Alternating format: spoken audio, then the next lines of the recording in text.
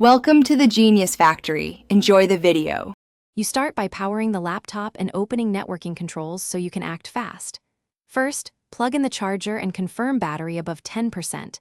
This prevents shutdown mid-fix. Next, check your OS version in settings about so you follow the right path. Open Action Center or Settings Network and Internet and locate airplane mode. Once visible, toggle it off to test. If it won't switch, move to driver and hardware checks without delay. Now you dig into drivers and services because stubborn airplane mode is usually software controlled. Open Device Manager and inspect network adapters for errors or disabled icons. Right-click to update driver or roll back if a recent update broke it. Then open Services and start WLAN Auto Config and any radio management service. These control wireless state. If changes fail, uninstall the adapter, reboot, and let Windows finish by verifying physical controls and performing a network reset to clear stubborn settings. Inspect the laptop edges and keyboard for a wireless kill switch or an FN key combo and toggle it.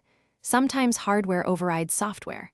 If that fails, run Settings Network Reset on Windows or use nmcli and Network Manager tools on Linux to recreate interfaces.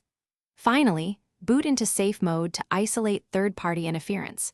If resolved there, uninstall the offending program or use a system restore to revert to a known working state.